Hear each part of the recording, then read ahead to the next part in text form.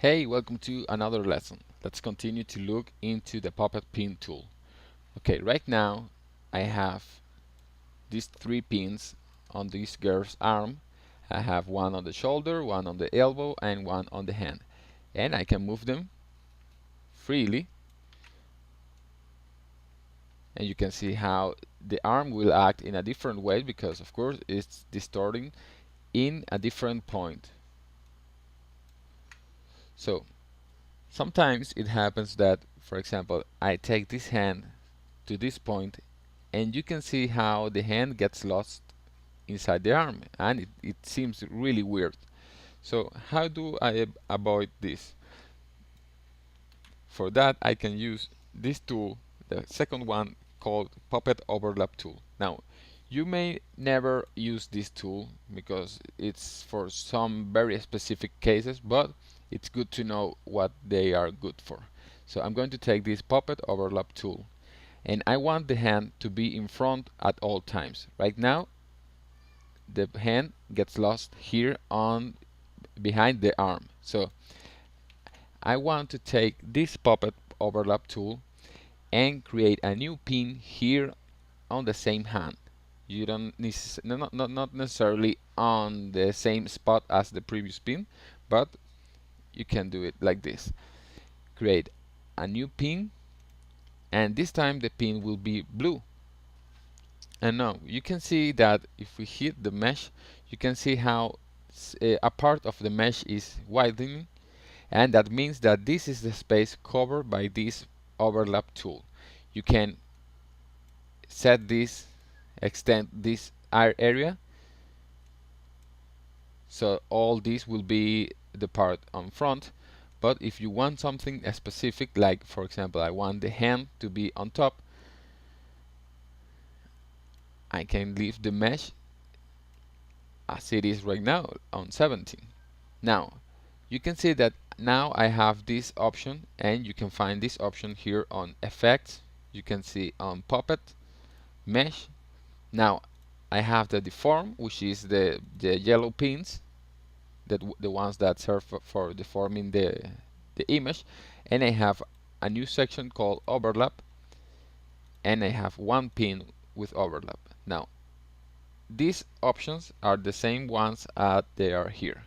So if I want the hand to be in front of everything, of course I have to set the part where it says in front, I have to set it to 100%. Now if I move this pin,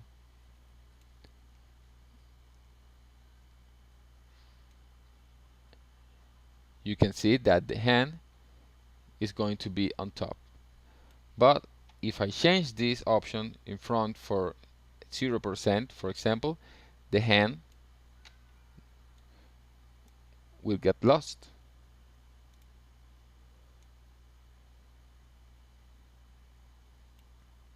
So we need to increase this until we see the hand on top.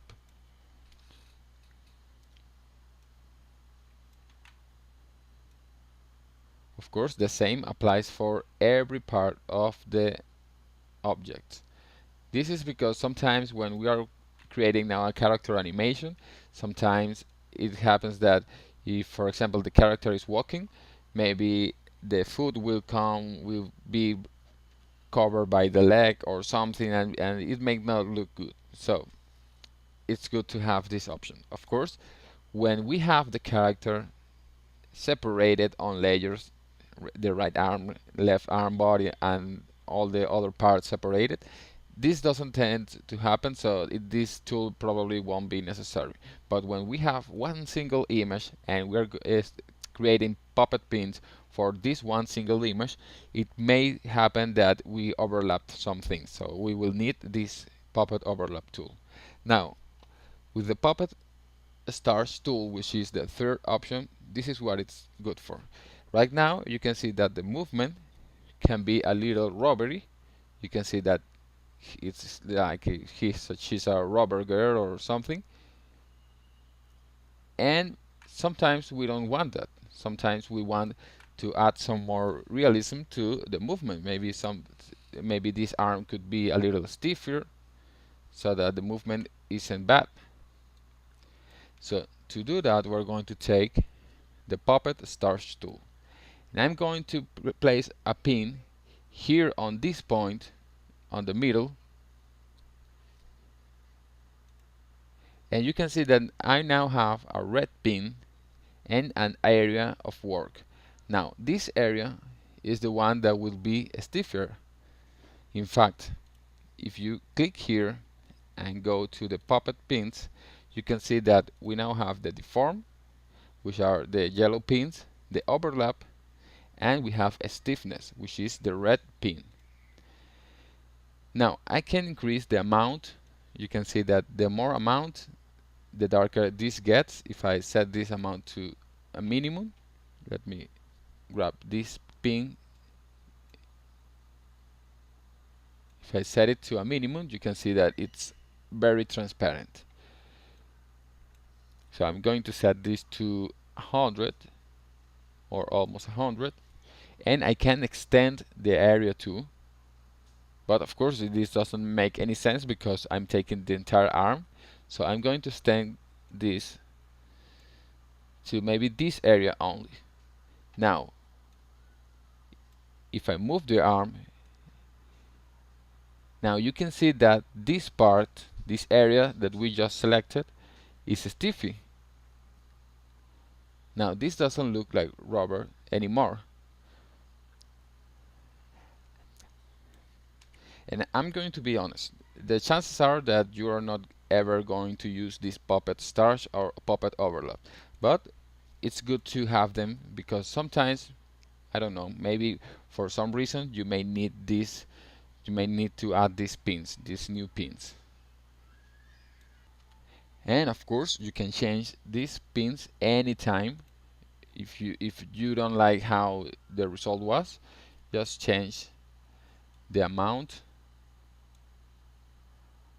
or change the extension, and it will change too. So those are all the tools for the puppet pin. Now let's go to the practice lesson of this section.